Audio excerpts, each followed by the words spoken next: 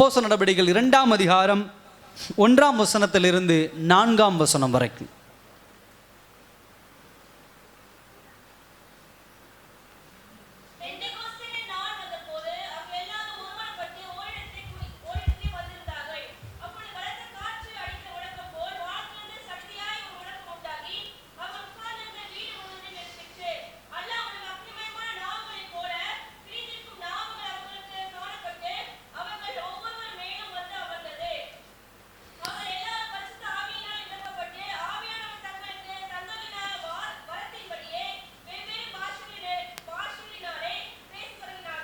கண்களை மூடி தேவன் நோக்கி பார்க்கலாம். அன்பின் பிரலோக பிதாவே, இந்த நல்ல நாளிலே அப்பா உம்முடைய வசனம் எங்களோடு பேசட்டும், உடைய வார்த்தை எங்களோடு இடைப்படட்டும். ஆவியானவர் நீங்கள் பேசுங்க, வழி நடத்துங்க.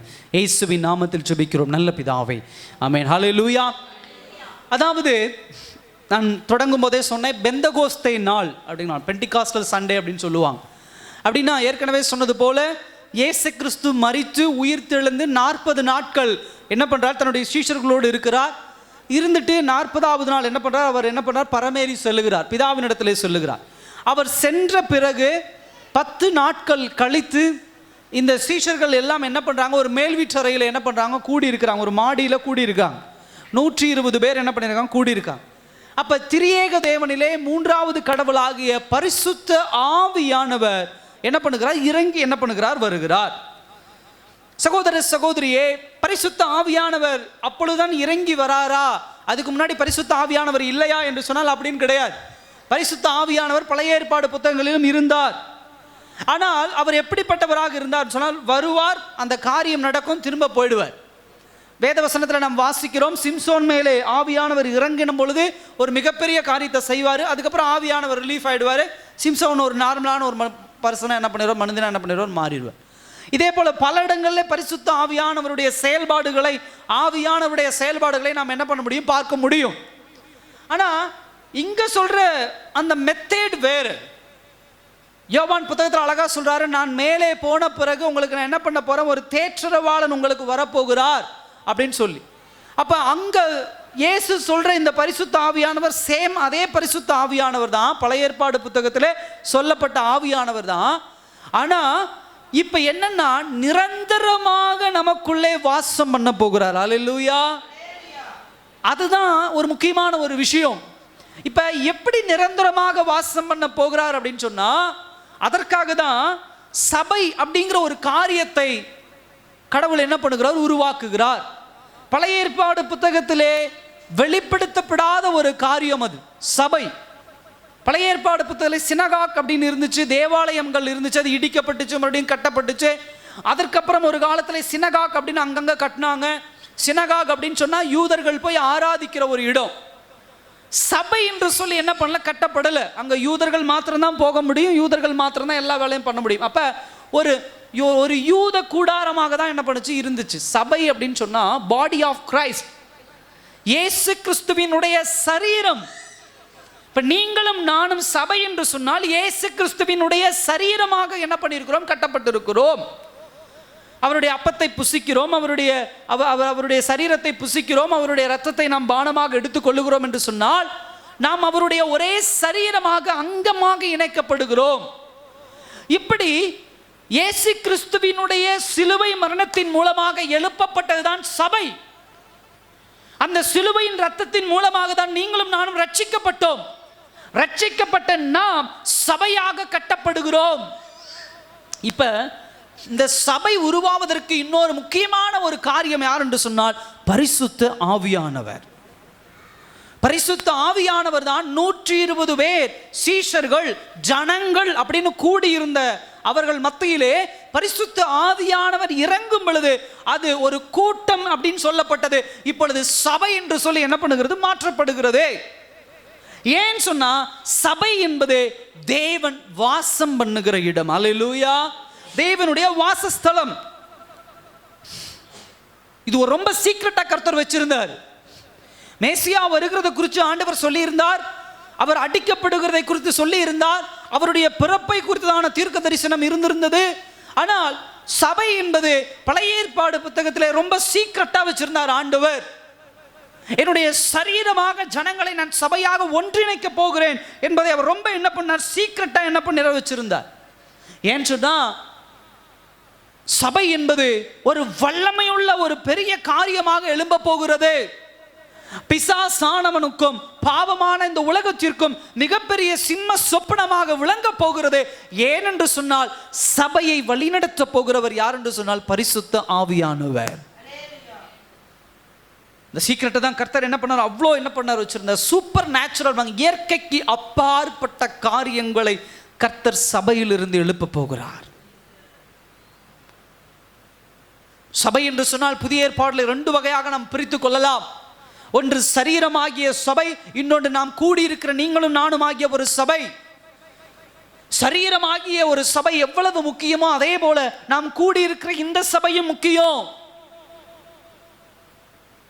அதை தெளிவா வேத வசனங்களை நாம் என்ன பண்ண முடியுது, பார்க்க முடியுது. இப்ப பரிசுத்த ஆவியானவர் இறங்கின உடனே இது என்ன பண்ணுகிறது, சபை என்று மாற்றப்படுகிறது. இந்த சபை என்று சொன்னால் தேவனுடைய சரீரம் தான் முதல் பாயிண்ட். சகோதர சகோதரியை, பழைய ஏற்பாடு புத்தகத்திலே பல தீர்க்க தரிசனங்கள் உண்டு. முக்கியமாக விழாக்கள் கொண்டாடப்பட்டது, பண்டிகைகள் கொண்டாடப்பட்டது. பஸ்கா பண்டிகை நாம் பார்க்கிறோம். பஸ்கா பண்டிகை என்பது இயேசு கிறிஸ்துவினுடைய மரணத்தை குறிக்கக்கூடிய ஒரு காரியம். அதற்கு அது முடித்து கொஞ்ச நாட்களே ஃபர்ஸ்ட் ஃப்ரூட்ஸ் அப்படின்னு சொல்லுவாங்க, அதாவது முதற் பலன் பண்டிகை அப்படின்னு சொல்லுவாங்க. அந்த நாட்களிலே, அறுவடையின் நாட்களிலே, தங்கள் அறுவடை பண்ணதுல முதற் பலனை தேவனுக்கு காணிக்கையா கொண்டு வந்து என்ன பண்ணுவாங்க, கொடுப்பாங்க. அப்படிப்பட்ட ஒரு காணிக்கையாக தான் இயேசு கிறிஸ்துவுடைய உயிர்த்தெழுதலை நாம் பார்க்க முடியுது. மூன்றாவது பெந்தகோஸ்தை நாள் என்பது அந்த காலத்திலே கொண்டாடப்படுகிற ஒரு பண்டிகை. அது நம்ம வாசிக்கிறோம் லேவியராகமம் 23ஆம் அதிகாரத்திலே இந்த 3 பண்டிகைகளை குறித்தும் விளக்கமாக என்ன பண்ணியிருக்கிறது, கொடுக்கப்பட்டு இருக்கிறது. இந்த பெந்தகோஸ்தை பண்டிகையின் நாளிலும் இதுவும் ஒரு அறுப்பின் பண்டிகை போலதான். இந்த அறுப்பின் பண்டிகையை நம்ம எப்படி புரிந்து கொள்ளலாம் அப்படின்னு சொன்னா, இயேசு கிறிஸ்து பரலோகம் செல்வதும் அங்கிருந்து பரிசுத்த ஆவியானவர் இறங்கி வருவதும். அல்லேலூயா. அதனாலதான் இவர்கள் பெந்தகோஸ்தை நாளிலே, பண்டிகையின் நாளிலே கூடி ஒன்றிணைந்து இருக்கும் பொழுது ஆவியானவர் அங்கு இறங்கி என்ன பண்ணுகிறார், வருவதை நாம் காண முடிகிறது. ஆனா இவர்களுக்கு, சீஷர்களுக்கு தெரியாது. ஆண்டவர் சொல்லிட்டாரு, இயேசு கிறிஸ்து சொல்லிட்டாரு, தேற்றரவாளன் உங்களுக்கு நான் அனுப்ப போறேன்னு சொல்லிட்டாரு. ஆனா என்னைக்கு அனுப்ப போறேன், எந்த நேரத்துல அனுப்ப போறேன்னு சொல்லல. அதனாலதான் லூக்கா ஒரு வார்த்தையை அங்க என்ன பண்றாரு, ஒரு அழுத்தம் திருத்தமா சொல்றாரு, சடுதியாய். 2ஆம் வசனத்துல பார்க்கிறோம், வானத்திலிருந்து சடுதியாய் ஒரு முழக்கம் உண்டாகி. சடுதி அப்படின்னு சொன்னா சடன், எதிர்பார்க்காத ஒரு நேரம். ஒரு பட்டாசு வைக்கிறோம் அப்படின்னு சொன்னா அது வெடிக்கும், நமக்கு தெரியும். இந்த சத்தம் என்பது இவர்கள் எல்லோரும் பரிசுத்த ஆவியானவர் இறங்க போகிறார் அப்படின்னு சொல்லி அவர்கள் கூடி இருக்கல. பஸ்கா பண்டிகையை முன்னிட்டு அவர்கள் ஒன்றிணைந்து இருக்கிறார்கள். இந்த நேரத்தில் ஆவியானவர் இப்பொழுது இயேசு கிறிஸ்து சொன்ன தீர்க்க தரிசனத்தின் பிரகாரம் அவர் என்ன பண்ணுகிறார், அந்த 120 மேலும் என்ன பண்ணுகிறார், அங்கு இறங்குவதை நாம் என்ன பண்ணுகிறது, காண முடிகிறது. ஹல்லேலூயா. ஒரு தேங்க்ஸ் கிவிங் போலதான் அந்த பெந்தகோஸ்தை நாள் அப்படிங்கிறது. நான் ஏற்கனவே சொன்னேன், இதற்கும் என்ன வித்தியாசம் என்பதை தெளிவான என்ன பண்ண சொன்னேன். அதுல பாருங்க, முதலாவது என்ன சொல்லப்படுகிறது, பலத்த காற்று அடிக்கிற முழக்கம் போல ஒரு விண்டு அப்படின்னு சொன்னா காற்று. இதை குறித்து ரொம்ப ஆழமா நம்ம பின்னாடி என்ன பண்ண போறோம், தியானிக்க போகிறோம். ஒரு 3 பாயிண்ட் இந்த பெந்தகோஸ்தை அனுபவத்திற்கு பின்னாடி கர்த்தர் வைத்திருக்கிறார். அதுல முதலாவது பாயிண்ட் என்ன அப்படின்னு சொன்னா, இந்த பெந்தகோஸ்தை அனுபவத்தினுடைய அர்த்தம் என்ன. அல்லேலூயா.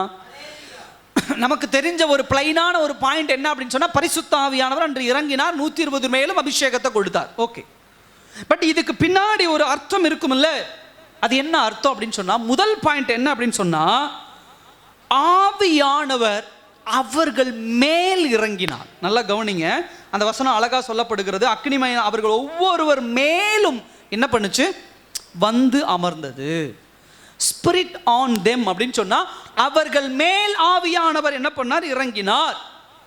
வேத வசனத்தில் வாசிக்கிறோம், ஆதியாகமம் 1ஆம் அதிகாரம் 1ஆம் வசனத்திலிருந்து 2ஆம் வசனம் வரையும் வாசிக்கும் பொழுது, பூமியிலே, அந்த வசனத்தை கூட வாசிங்களேன்.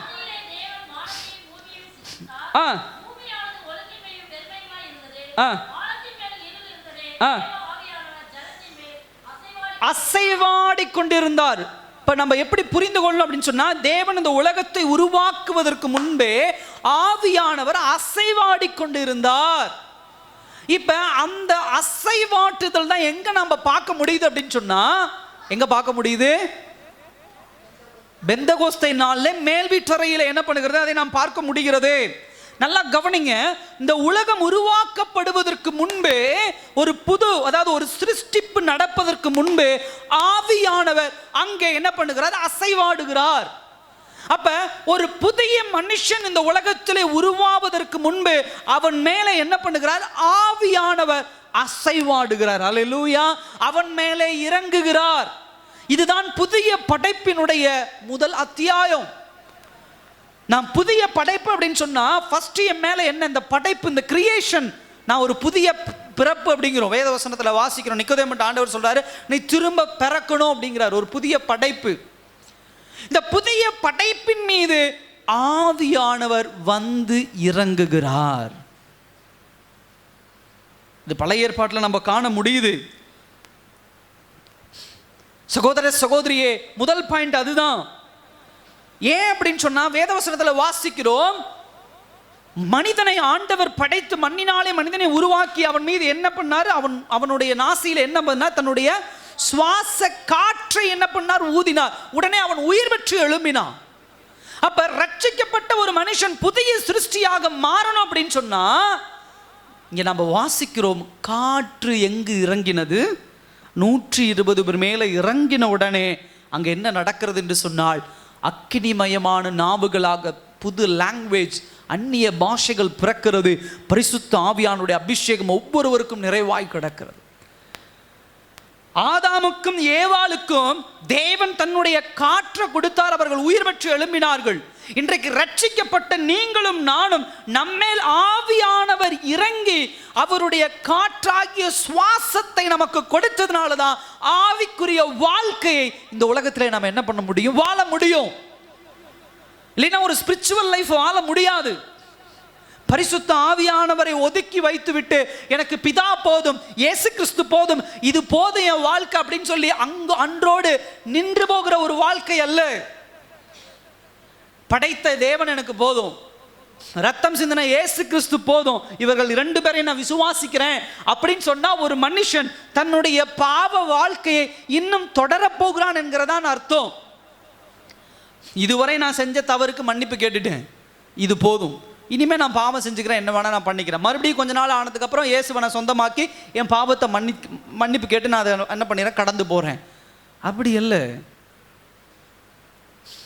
என்றைக்கு நம்முடைய பாவம் மன்னிக்கப்பட்டதோ அப்பொழுதே புதிய படைப்பாய் மாறுகிறோம். புதிய படைப்பாய் மாறுகிறது எப்படின்னு சொன்னா, பரிசுத்த ஆவியானவர் நம்மேல் வந்து அமர்ந்து அவருடைய சுவாசத்தை நமக்கு கொடுக்கிறார். ஒரு காற்றை நமக்கு கொடுக்கிறார். இதற்குள்ளே இருந்த காற்று தேவன் மூலியமாய் ஆதாமுக்குள்ள வந்திருந்தாலும் ஆதாமினுடைய பாவத்தினாலே அசுத்தமாகி ஒவ்வொரு ஜெனரேஷனா அந்த காற்று டிரான்ஸ்ஃபர் ஆகி வருது. அப்படி மாறி மாறி இந்த காற்று வரும் பொழுது பாவத்தின் வேறாக தான் இந்த உயிர் ஜீவன் ஒவ்வொரு இடத்திலும் டிரான்ஸ்ஃபர் ஆகி வருது. ஆனால் எப்பொழுது ரட்சிக்கப்படுகிறோமோ அப்பொழுது நம்முடைய சுவாசம் முதற்கொண்டு மாற்ற வேண்டும் என்று சொல்லி பரிசுத்த ஆவியானவர் காற்றை போல என்ன பண்ணுகிறார்? இறங்கி வருகிறார். அல்லேலூயா. இது அந்த பெந்தகோஸ்தே நாளில் 120 பேர் மேலே மாத்திரம் நடந்தது கிடையாது. இன்றைக்கும் நம்ம ஒவ்வொருவருடைய வாழ்க்கையிலும் ஞானஸ்தானம் பெற்று இயேசுவை சொந்த ரட்சகராக ஏற்றுக்கொண்ட பிறகு பரிசுத்த ஆவியானவருடைய அபிஷேகம் எல்லோருடைய வாழ்க்கையிலும் இப்படிதான் இறங்கி வருகிறது. இதுதான் இதுக்கு பின்னாடி இருக்கக்கூடிய ஒரு அர்த்தம். முதல் பாயிண்ட், அவர்கள் மேல் இறங்கினார். ரெண்டாவது என்ன அப்படின்னு சொன்ன, இந்த அர்த்த அனுபவம், இந்த பெந்தகோஸ்தே அனுபவத்துக்கு பின்னாடி இருக்கக்கூடிய அர்த்தம். ரெண்டாவது பாயிண்ட் என்னன்னா, அவர்களுக்குள்ளே இறங்கினார். ஹல்லேலூயா. நல்லா கவனிங்க, அந்த வார்த்தையை தான் நீங்க கவனிக்கணும். என்ன அப்படின்னு சொன்னா, அவர்கள் ஒவ்வொருவர் மேலும் வந்து அமர்ந்தது, அவர்கள் எல்லோரும் பரிசுத்த ஆவியானவரால் நிரப்பப்பட்டு. ஹல்லேலூயா. முதல்ல அவர்கள் மேல் வந்து அமர்ந்தது, இரண்டாவது அவர்கள் என்ன பண்ணுகிறார்கள்?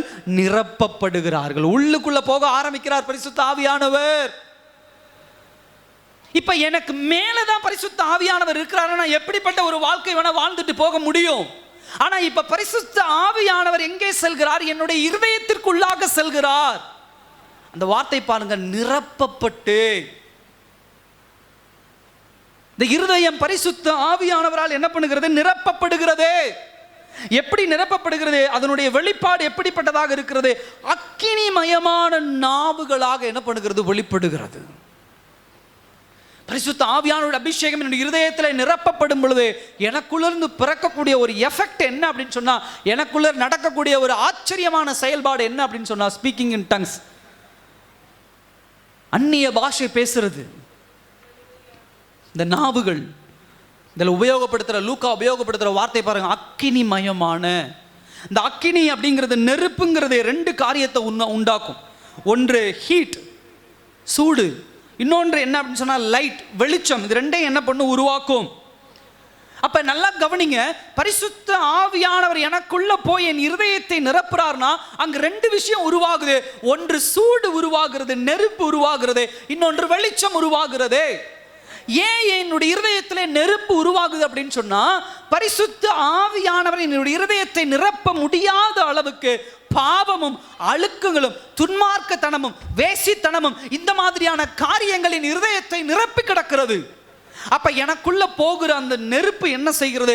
எல்லாவற்றையும் சுட்டரித்து என்ன பண்ணுகிறது? சாம்பலாக்கி விடுகிறது. ஹல்லேலூயா. ஃபர்ஸ்ட் பாயிண்ட் அது. இரண்டாவது லைட், வெளிச்சம். வெளிச்சத்தினுடைய அருமை எங்க புரியும் அப்படின்னு சொன்னா, இருளில தான் என்ன பண்ணும்? புரியும்.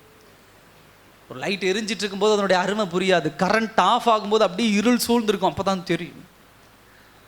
அப்ப இருளான என்னுடைய இருதயத்திலே ஆவியானவர் நிரப்ப முடியாதபடி, இருள் என்பது எதை குறிக்கக்கூடிய காரியம்? பாவத்தை குறிக்கக்கூடிய காரியம்.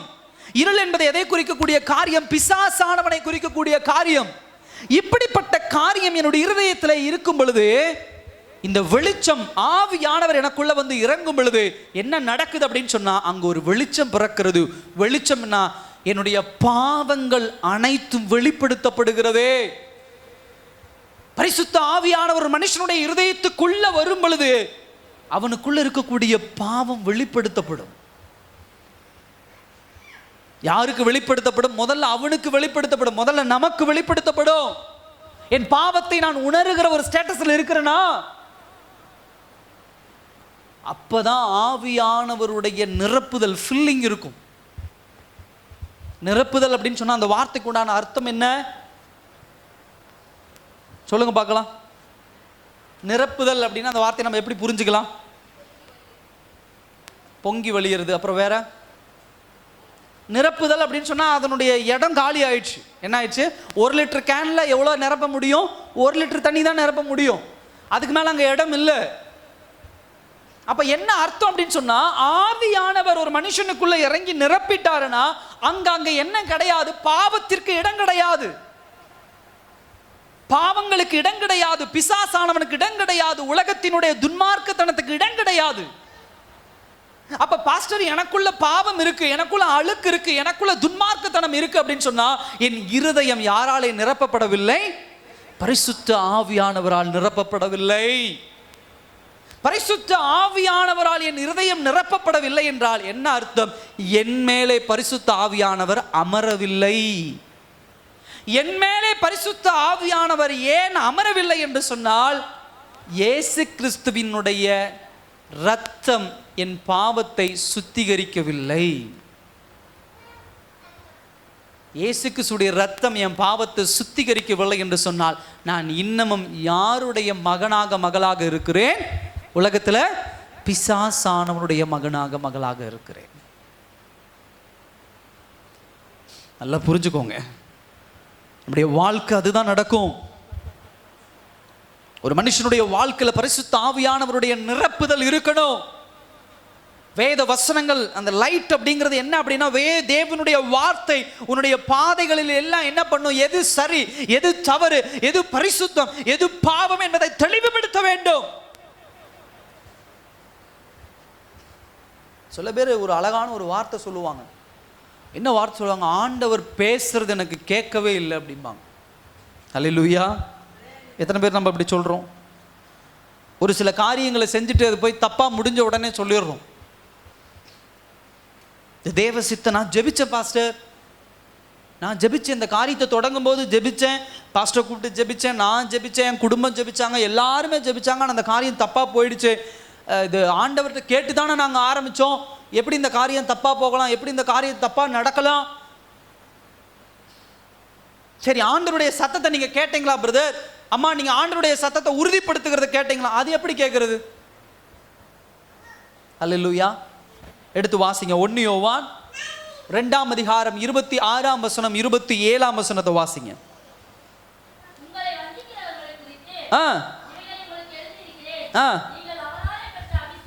நீங்கள் அவராலே பெற்ற அபிஷேகம் உங்களில் நிலைத்திருக்கிறது. அது என்ன வாசம்? திரும்ப வாசிங்க. ஒருவரும் உங்களுக்கு போதிக்க வேண்டுவதில்லை. ஹல்லேலூயா. உங்களுக்குள்ள அபிஷேகம் இருக்கு அப்படின்னு சொன்னா நீங்க என்ன செய்யணும், என்ன செய்யக்கூடாது என்பதை உங்களுக்கு தெளிவாக அது போதிக்கும். தேவ சித்தம் என்ன, தேவ சித்தம் இல்லாதது என்ன? பாஸ்டர், அப்ப நான் ஜெபிச்சது என்ன? அப்ப அது போதிக்கலையா? என்ன நடக்குது, ஏது நடக்கலனா?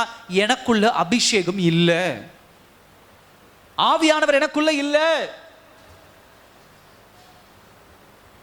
அப்ப ஏன் எனக்குள்ள இல்ல? நீங்க தேவனுக்கென்று நேரம் கொடுக்கல, தேவனுக்கென்று காத்திருப்பு இல்ல. ஆவியானவர் உங்களுடைய இருதயத்துக்குள்ள இருந்து செயல்படுவதற்குண்டான கால அவகாசத்தை நீங்க கொடுக்கல. அவர் உங்களுக்குள்ள நிரப்பப்பட்டு இருக்கிறார் அப்படின்னு சொன்னா, ஒரு காரியத்தை ஆண்டவர்கிட்ட கொண்டு போறீங்கன்னா அவர் உங்களுக்கு வெளிப்படுத்துகிற காரியத்துக்கு காத்திருக்கணும். சில நேரங்களில் சில காரியங்களை கர்த்தர் வெளிப்படுத்தினாலும் அதை நம்ம காது கொடுத்து நம்ம கேட்கறது இல்லை. ஏன் கேட்கறது இல்லை? இருதயம் வேற ஏதோ ஒரு காரியத்தாலே நிரப்பப்பட்டிருக்கும், உலக பிரகாரமான காரியங்களால் நிரப்பப்பட்டிருக்கும், பொருள் ஆசையினால் நிரப்பப்பட்டிருக்கும், பாவ இச்சைகளால் நிரப்பப்பட்டிருக்கும், தப்பான எண்ணங்களால் நிரப்பப்பட்டிருக்கும். அப்படி நிரப்பப்பட்டிருக்கும் பொழுது அபிஷேகம் அங்கு செயல்பட முடியாது, ஆவியானவர் அங்கு செயல்பட முடியாது. தெய்வ பிள்ளைகள் நல்லா நினைப்ப வச்சுக்கோங்க. ஸ்பிரிட் இன் தம், அதாவது நமக்குள்ளே ஆவியானவர், உங்களுக்குள்ளே ஆவியானவர் இருக்கிறாருன்னா உங்களுக்கு இன்னொருவர் வந்து உபதேசிக்க வேண்டிய அவசியம் கிடையாது. அப்படி ஒரு போதகர் வந்து உங்களுக்கு அடையாளப்படுத்துறாருன்னா நல்லா கவனிச்சு கொள்ளுங்க. ஒரு காரியத்தை நீங்க தேவன் சொன்னதை கேட்காததுனால ஆண்டவர் யாரை கொண்டு வராரு? ஒரு போதகரை கொண்டு வராரு. இப்பொழுது போதகருடைய சத்தத்துக்கும் நீங்க கேட்கல, யாரோ சொல்றதை நம்ம கேட்டுக்கிட்டு இருக்கிறோம் அப்படின்னு சொன்னா அது போய் முடிகிற விஷயம் தப்பான விஷயமா தான் இருக்கும். அது போய் முடிகிற விஷயம் ஒரு தவறான விஷயமாக தான் இருக்கும். எத்தனையோ முறை தேவ வசனம், தேவ வார்த்தை உங்க வாழ்க்கையில சுட்டி காட்டும் பொழுதெல்லாம் உலகம் சொல்லுகிற ஏதோ ஒரு காரணத்தை அடையாளப்படுத்தி அந்த காரியத்தை ஒன்று தள்ளி போடுவோம், இல்லை அந்த காரியத்தை செய்ய மாட்டோம். சில வசனங்கள் சில பேருடைய வாழ்க்கையிலே சில காரியங்களை கர்த்தர் எனக்கு வெளிப்படுத்தும் பொழுது நேரடியாக அவங்ககிட்ட சொல்லும் பொழுது அதுக்கு சில காரணம் சொல்லுவாங்க. இருங்க பாஸ்டர், இன்னும் கொஞ்ச நாள், இன்னும் கொஞ்ச நாள் நான் உணர்ந்து கொள்ளுவேன், இல்லை இவங்க ஏதோ பெரிய காரியம் அவங்க வாழ்க்கையில் தப்பாக நடக்கிறதுக்கு ஒப்பு கொடுத்துட்டாங்க அவங்க அப்படின்னு சொல்லி. அதுக்கு மேலே ஒரு ஊழியக்காரனால் ஒன்றும் பண்ண முடியாது, நான் விட்டுறது அவ்வளோதான். கர்த்தர் உங்களுக்கு ஏற்கனவே வெளிப்படுத்தி இருப்பார், இந்த காரியம் வேண்டாம், இந்த காரியம் வேண்டாம். உபதேசங்கள் தேவ வசனத்தில் தேவனிடத்தில் ஜெபிக்கும் பொழுது, ஆராதனையில் பிரசங்கத்தை கேட்கும் பொழுது அப்பெல்லாம் ஆண்டவர் வெளிப்படுத்துவார், இந்த காரியம் வேண்டாம், அந்த காரியம் வேண்டாம், அந்த காரியம் வேண்டாம் என்று சொல்லி. அப்படியெல்லாம் சொல்லி இன்னும் நம்ம அதில் இல்லை பரவாயில்ல, இன்னும் சில காரணங்கள், அது நடக்கட்டும், இது நடக்கட்டும், இது வரட்டும், அது போகட்டும், இங்கே வரட்டும், அங்கே வரட்டும் அப்படின்னு சொல்லி ஆவியானவர் நிரப்பப்படுவதற்கு இடம் கொடுக்கல அப்படின்னு சொன்னா அது மோசமான விளைவுகளை கொண்டு வந்து விடும். வாழ்க்கையில் ரொம்ப கவனமா இருங்க. உங்களுடைய தொழில்ல, உங்களுடைய வியாபாரங்கள்ல, நீங்க எடுத்து வைக்கிற ஸ்டெப்ல உங்க பிள்ளைகளுடைய வாழ்க்கை இன்னைக்கு ரொம்ப முக்கியம். விசுவாச பிள்ளைகளுடைய வாழ்க்கை மாத்திரமல்ல, போதகருடைய பிள்ளைகளுடைய வாழ்க்கை ரொம்ப முக்கியம்.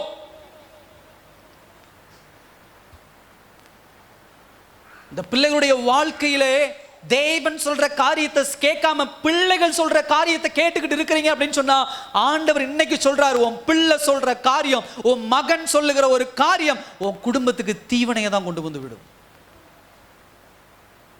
கர்த்தர் சொல்றதை கேளுங்க. உன் பிள்ளையை குறித்து கர்த்தருக்கு தெரியும், உன் மகனை குறித்து கர்த்தருக்கு தெரியும். அதெல்லாம் விட்டுட்டு எங்கள் பிள்ளை சொன்னா, எங்கள் மகன் சொன்னா, இது அப்படி பண்ணிக்கலாம், இது இப்படி பண்ணிக்கலாம், இது இப்படி செஞ்சுக்கலாம், அது அப்படி செஞ்சுக்கலாம், இது அப்படி போய்க்கலாம், இது இப்படி வந்துக்கலாம், கர்த்தர் வேண்டான்னு அன்னைக்கு வேண்டாம், அது அன்னைக்கே தூக்கி போட்டுடணும். அல்லேலூயா. நம்ம செய்கிற தவறு அதுதான். இல்லை, இன்னும் கொஞ்ச நாள், இன்னும் கொஞ்ச நாள், இன்னும் கொஞ்ச நாள், இன்னும் கொஞ்ச நாள். ஒரு காரியத்தை, எந்த காரியத்தையும் கர்த்தர் வேண்டான்னு எச்சரிக்கிறாருன்னா உஷாராய்க்குங்க. ஆனால் அதுக்கு மேலே துணிகரமாக நீங்கள் போனீங்கன்னா அது அழுகையில் தான் போய் முடியும், அது கண்ணீரில் தான் போய் முடியும். ஆவியானவர் நிரப்பி இருந்தார்னா அதை எச்சரிப்போடு என்ன பண்ணுகிறார், வெளிப்படுத்துகிறார். மூணாவது காரியம் என்னவென்னு சொன்னால், முதல் காரியம் ஆவியானவர் அவர்கள் மேல் இறங்கினார், இரண்டாவது காரியம் அவர்களுக்குள் இறங்கினார், மூன்றாவது அவர்கள் மூலமாக வெளியரங்கமாக்கப்பட்டார். அல்லேலூயா. பரிசுத்த ஆவியானவர் முதல்ல என் மேல் வராரு, அப்புறம் எனக்குள்ள வராரு, மூணாவது என் மூலமாக வெளியே போறாரு. அல்லேலூயா. வெளியே போறாரு அப்படின்னு சொன்னா என்னை விட்டு கடந்து போறாரு இல்ல, என் மூலமாக மற்ற ஜனங்கள் மத்தியில் என்ன பண்ணுகிறார், வெளிப்படுத்தப்படுகிறார். நல்லா கவனிங்க, உலகபூர்வமாக ஒரு காரியத்தை வாங்கி வச்சுக்கிறது இல்லை. என்னைக்கும் இந்த உலகம் சுயநலம் அப்படின்னா அப்படிதான், எனக்கு எனக்கு எனக்கு நான் வாங்கி வச்சுப்பேன், நான் வாங்கி வச்சுப்பேன், நான் வாங்கி வச்சுப்பேன். ஆனால் பரிசுத்த ஆவியானவருடைய அபிஷேகம் நான் வாங்கி வச்சுக்கிறேன் கிடையாது. வேதவசனம் சொல்லுகிறது, ஜீவ தண்ணீராய் நமக்குள்ள இருந்து பெருக்கெடுத்து என்ன பண்ணும், ஓடும். எனக்குள்ள வந்து ஆவியானவர் நிரப்பி என் மூலியமாக என்னுடைய பிள்ளைகள் மூலியமாக என்னுடைய குடும்பம், என் குடும்பத்தின் மூலமாக பக்கத்து வீட்டு மூலியமாக உறவினர்கள், இப்படி எல்லோர் மேலும் ஆவியானவர் அப்படி நிரம்பி வழிவார். செயல்படுறார் ஆண்டவர் அப்படி நம்முடைய வாழ்க்கையில. விசுவாச பிள்ளைகளுடைய வாழ்க்கையில, நம்முடைய குடும்பத்தில் அப்படி செயல்படுகிறாரா? சகோதர சகோதரி, இன்றைக்கு தேவன் நம்மோடு பேசுற விஷயம் தான். பெந்தகோஸ்தே அனுபவத்தை பெற்ற நான், அபிஷேகத்தை பெற்ற நான், பரிசுத்த ஆவியானவர் அபிஷேகத்தை பெற்ற நான் அப்படின்னு நம்ம சொல்றோம். எங்க என் மூலியமாக வெளிப்படுகிற காரியம் ஆவியானவருடைய காரியம் வெளிப்படுகிறதா?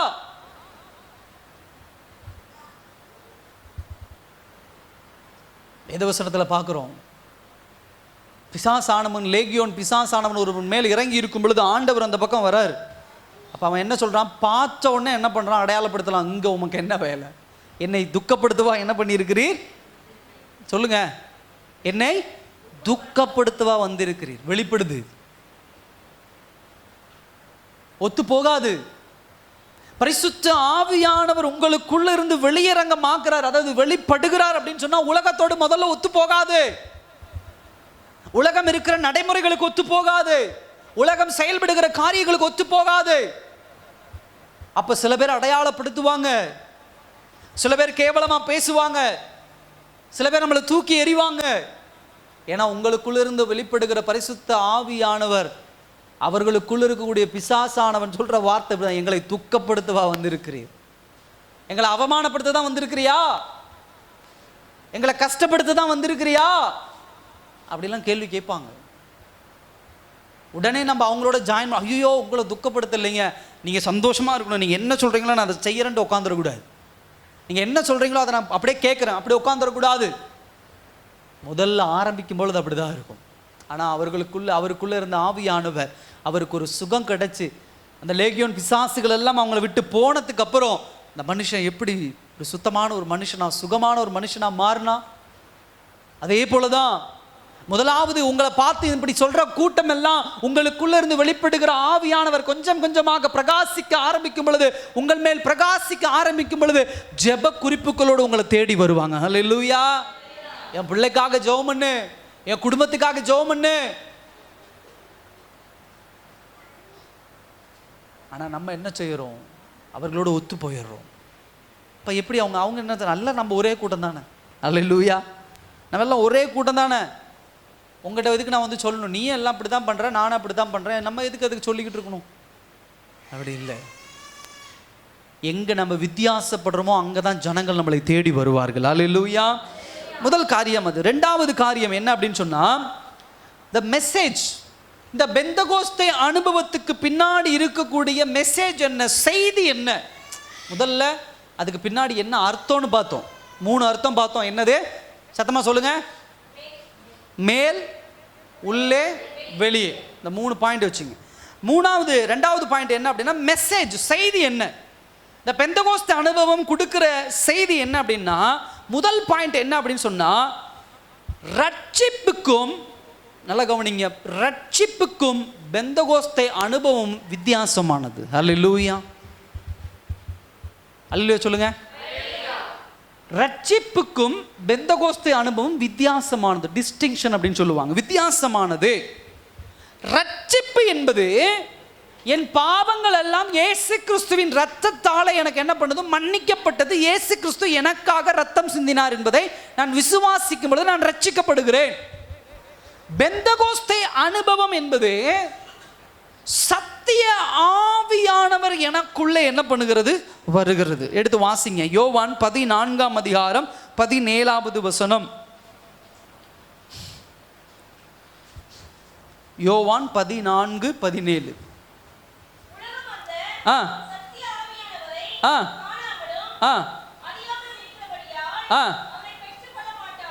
நல்லா கவனிங்க. ரட்சிப்பு வேற, பெற்றுக்கொள்ளுதல் வேற.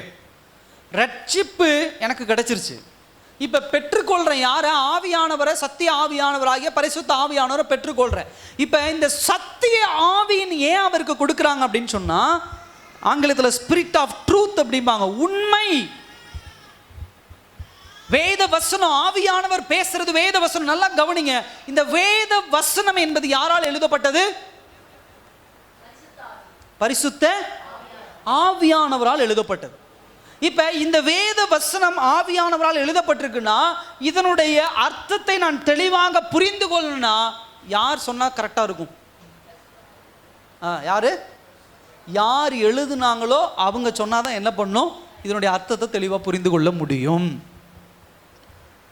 அப்ப முதல் காரியம் என்ன அப்படின்னு சொன்னா, ரட்சிப்பு என்பதை நான் இந்த உலகத்தில் இயேசு கிறிஸ்துவின் மூலமாக இலவசமாய் நான் பெற்றுக்கொண்டாலும், சத்திய ஆவியாகிய பரிசுத்த ஆவியானவர் தான் இந்த வேத வசனத்தை ஆவிக்குரிய முறையிலே புரிந்து கொள்ள வைக்கிறார். அல்லேலூயா.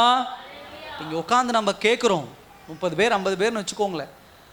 இப்போ இந்த 50 பேத்துக்குள்ள வேத வசனம் போகுது அப்படின்னு சொன்னா, இதை அண்டர்ஸ்டாண்ட் பண்றது எத்தனை பேர்? இதை புரிந்து கொள்றது எத்தனை பேர்? அல்லேலூயா. சில பேர் 2வது வானம் தாண்டி 3வது வானம் டிராவல், தூக்கம், அப்படியே போய் அப்படியே மேலே போய் எல்லாம் பார்த்துட்டு இருக்க, சொந்தக்காரங்களை எல்லாம் போனவங்க வந்தவங்களை எல்லாம் பார்த்துட்டு இருக்கிறாங்க ஒரு கூட்டம். ஒருத்தர் என்ன பண்ணுறாங்க, வாங்கி வச்சுட்டு வந்தோம், கறி வாங்கி வச்சுட்டு வந்தோம், மூடி வச்சோமா, பூனை அப்படி வந்துருமா ஜன்னலுக்குள்ளே, இல்லை இப்படி வந்துருமா அப்படின்னு ஒருத்தர் ஒரு மைண்ட் செட்டு. இன்னொருத்தர் மைண்ட் செட் என்ன, சர்ச்சு முடித்து போன உடனே எப்படி அதை சமைக்கலாம், எப்படி அதை சாப்பிடலாம், இப்படி ஒரு குழப்பம் ஒருத்தருக்கு. இன்னும் சில பேர் நம்ம எப்படிப்பட்டதாக இருக்கோம், வேடிக்கை, யார் போகிறா, யார் வரா, அங்கே என்ன நடக்குது, இந்த குழந்தை என்ன கத்துது, அந்த குழந்தை என்ன பண்ணுது, இது என்ன நடக்குது, கவனம் கிடையாது. இப்போ இதில் எத்தனை பேர் வேதவசனத்தை புரிந்து கொள்கிறோம்? இப்போ புரிந்து கொள்றதுனா என்ன பாஸ்டர், நாங்களாம் புரிஞ்சுக்கலையா அப்படின்னு ஒரு கேள்வி வரும். புரிந்து கொள்ளுகிறவர்கள் வேத வசனத்தை அப்படியே பின்பற்றுவாங்க. ஹல்லேலூயா. அப்படியே நடப்பாங்க. வட்டிக்கு கொடுக்க வேண்டாம்னு அப்படியே தலைகீழா நின்று வேத வசனத்தை போதிச்சாலும் இன்னும் நம்ம என்ன பண்ணிட்டு இருக்கிறோம்?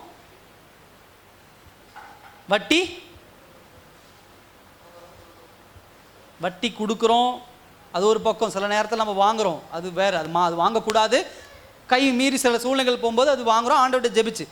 சில பேர் நம்ம என்ன பண்ணுறோம், வட்டி வாங்கக்கூடாதுன்னு ஆரம்ப காலத்துலேருந்து பிரசங்கம் பண்ணிட்டு வந்தாலும் இன்னைக்கு வட்டி வாங்குறோம்.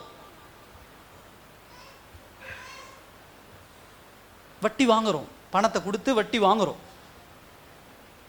நல்லா கவனிங்க. வட்டியை எந்த ஃபார்மில் எந்த வகையில் நீங்கள் வாங்கினாலும் இன்ட்ரெஸ்ட், வட்டி உலக பிரகாரமான மனுஷத்தை வாங்கினா பாவம். இது வேதவசனம் சொல்லுது. வட்டிக்கு கொடாமலும் வட்டிக்கு வாங்காமலும் நீங்கள் இருக்கணும், வேதவசனம் தெளிவாக சொல்லுது.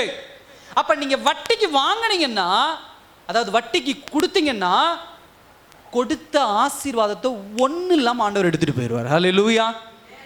சத்தமாக சொல்லுங்கள். ஒன்றும் இல்லாமல் ஆண்டவர் எடுத்துகிட்டு போயிடுவார். ஆண்டவர் கொடுக்குற ஆசீர்வாதத்தை தக்க வைக்க பார்க்கணும், அதை 2 3 பெருக வைக்க பார்க்கணும். நம்ம என்ன பண்றோம், கொடுத்த ஆசீர்வாதத்தை பாவத்துக்குள்ள கொண்டு போறோம். இன்னொன்று, தேவன் உங்களை ஆசீர்வதிக்கிறாருன்னா கவனமா இருங்க. 10 ரூபாய் உங்க கைக்குள்ள வருதுன்னா ஒருபோதும் இந்த 10 ரூபாயை தேவ சித்தம் இல்லாம செலவழிக்க கூடாது. அல்லேலூயா. நான் நல்லதானே பாஸ்டர் பண்றேன் அப்படிங்கிறதெல்லாம் கிடையாது. கர்த்தர் கொடுத்த ஆசீர்வாதத்தை தேவ சித்தத்தின் பிரகாரம் செலவு பண்ணணும். கர்த்தர் எதுக்கு அனுமதிச்சிருக்கிறார், எதுக்கு அனுமதிக்கல, எதை உங்க வாழ்க்கையில வச்சிருக்கிறார், அதை தெளிவா என்ன பண்ணும், புரிஞ்சு செயல்படணும். ஆண்டவர் உங்களுக்கு போன் வேண்டாம் அப்படின்னு முடிவு பண்ணியிருக்கிறார். ஆண்டவர் உங்களுக்கு கொடுக்கறதுல விருப்பமே இல்லை. ஆனா என் கையில 10,000 ரூபாய் ஆசீர்வாதம் இருக்குன்னு நீங்க போய் போனை வாங்கிட்டு வந்தீங்கன்னா அதன் மூலியமாக பாவம் வந்துடும். கர்த்தர் வேண்டான்னு சொன்னதை ஒன்று வாங்கிட்டு வந்து தேவையில்லாம அது போய் அது இழந்து குடும்பம் என்ன பண்ணது, கந்தலாகி அடிதடி ஆகி பிரிஞ்சு கிடக்கும். தேவையா? இப்ப நல்லா புரிஞ்சுக்க வேண்டிய ஒரு விஷயம் அதுதான். அப்ப சத்திய வசனம் என்பது என்னுடைய வாழ்க்கையிலே வேத வசனங்களை புரிந்து கொள்ள வைக்கிறது. வேத வசனத்தை யார் வேணா, நான் ஏற்கனவே சொன்னது போல யார் வேணா வேத வசனத்தை கேட்கலாம். பட் யார் புரிஞ்சுக்கிறாங்களோ அவங்க தான் நடக்க முடியும். புரிந்து கொள்ள, இது எனக்கு உண்டான வசனம். அல்லேலூயா. இது எனக்கு உண்டான வசனம். இந்த வசனம் எனக்குன்றது, இது அவங்களுக்கு. வீட்டில் போனோன்னா உங்களுக்கு பார்த்தீங்களா இன்னைக்கு வசனம் வந்துச்சுன்னு வீட்டுக்காரர், இந்த வீட்டு அம்மா பார்த்து, நீ பண்ணதுக்கு தான் உனக்கு இந்த வசனம். பிள்ளைகளை பார்த்து, பாஸ்ட் இன்னைக்கு உனக்கு தான் பேசினார் பார்த்தியா. இப்படிப்பட்ட ஒரு கோஸ்ட் இருக்கு அப்படின்னு சொன்னா இவங்க என்ன மைண்ட் செட்ல இருக்கிறாங்கன்னா, வேத வசனம் தனக்குண்டானதுன்னு என்ன பண்ணலாம், எடுத்துக்கல. அதை அட்ரஸ் பண்ணலாம். எப்படி அட்ரஸ் பண்ணலாம் பாருங்க. நம்ம பண்ண தப்பு, அது இந்த வாரம் ஆண்டவர் பிரசங்கம் பண்ணிட்டாரு, நம்ம இந்த தப்பு பண்ணியிருக்கோம், ஆண்டவர் சொல்லிட்டாரு, இனிமேல் இந்த தப்பை பண்ணக்கூடாது. இதுதான் சத்தியத்தை புரிந்து கொள்ளுகிற ஒரு மனப்பாங்கு. இப்போ ஏன் நான் சத்தியத்தை புரிஞ்சு கொள்ள முடியல, காலகாலமாக நான் பிரசங்கம் பண்ணாலும் வேத வசனங்களை கேட்டாலும் வேத வசனத்தை படித்தாலும் இன்னும் நான் அப்படித்தான் இருப்பேன் அப்படின்னா அதுக்கு என்ன அர்த்தம்னா, ஆவியானவர் அவர்களுக்குள்ள இல்லை. ஹல்லேலூயா. எந்த ஸ்பிரிட் எனக்குள்ள இருக்கு? உலகப்பூர்வமான சடங்குகளும் உலகப்பூர்வமான கலாச்சாரங்களையும் பின்பற்றுகிற ஸ்பிரிட் எனக்குள்ள இருக்குன்னா, பூனை போயிட்டா உள்ள நின்றுவான். ஐயோ பூனை போகுது, கிழக்க பார்த்து வீடு கட்டணும். என்னது? அதை தப்புன்னு சொல்லல, ரைட்டுன்னு சொல்லல. நான் என்ன சொல்றேன், அதை சடங்கு சம்பிரதாயமா கலாச்சாரமா உலக பிரகார மனிதர்கள் அவங்க வேற ஒரு நெறிமுறையில் இருக்கிறாங்க, அதை ஃபாலோ பண்றாங்க. நமக்கு அது என்ன கிடையாது, தேவை கிடையாது. அல்லேலூயா. அது நமக்கு தேவை இல்லை. தேவ பிள்ளைகள் இன்னும் வாழ்க்கையில ஏன் ஆசீர்வாதம் இல்லைன்னா, உலக பிரகாரமான காரியங்கள், உலக மனுஷன் ஒருத்தர் என்ன பண்றானோ அதை பார்த்து அப்படியே நம்ம பண்றோம். இல்லை, நமக்கு சத்திய வசனம் இருக்கு. இது என்ன சொல்லுதோ அதை செய்யுங்க. உங்க உங்க உங்க திருமண வாழ்க்கை, உங்களுடைய குழந்தை, உங்களுடைய குழந்தையின் படிப்பு, உங்க குழந்தையினுடைய திருமணம் எல்லாமே வேத வசனம் என்ன சொல்லுதோ அதன்படி பின்பற்றுங்க. வேத வசனத்தை புரிந்து கொள்ள முடியாதபடி இந்த காரியங்கள்லாம் உங்களை தடுத்துக்கிட்டு இருக்குன்னு அந்த நாளில் கவனிங்க. என்ன மோட்டிவ்ல, என்ன குணத்துல, என்ன சிந்தனையில நாம பண்றோம், ரொம்ப கவனமா இருக்கணும். அப்ப முதல் பாயிண்ட் அதுதான். அதாவது வேத வசனத்திற்கு இது எப்படிப்பட்டதாக இருக்கிறது, அதாவது ரட்சிப்புக்கு ஒரு டிஸ்டிங்ஷனான ஒரு விஷயம் இது. ரெண்டாவது என்ன விஷயம் அப்படின்னு சொன்னா, இதனுடைய அர்த்தம், பெந்தகோஸ்தே அனுபவத்தினுடைய அர்த்தம் என்ன அப்படின்னு சொன்னா, கர்த்தர் ஏதோ உங்களை வந்து அப்படியே குதிக்கிறதுக்கு, வானத்துக்கு பூமிக்கு கொண்டு போறதுக்கு அதுக்கெல்லாம் கொடுக்கல பரிசுத்த. சில பேர் நான் பரிசுத்த ஆவியின் அபிஷேகம் பெற்றவன், உன் இருதயத்தில் என்ன இருக்குதுன்னு சொல்லிட்டா அப்படின்னு சொல்லி என்ன பண்ணுவாங்க, அப்படி சொல்லிக்கிட்டு இருப்பாங்க. அதெல்லாம் இல்லை. இன்னைக்கு ஆவியானவர் எப்படி ஒரு ஒரு ஒரு கிறிஸ்தவ மந்திரவாதியா என்ன பண்றாங்க, பரிசுத்த ஆவியானவரை பயன்படுத்திட்டு இருக்கிறாங்க. அல்லேலூயா.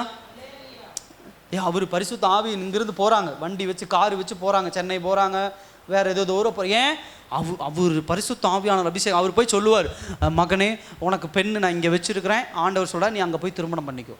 மகளே உனக்கு நான் பெண்ணு இங்கே வச்சிருக்கிறேன், அவர் சொன்னால் கரெக்டாக இருக்கும், பரிசுத்த ஆவியானவர். வேதவசனம் அப்படி எங்கேயாவது போட்டிருக்கா என்ன?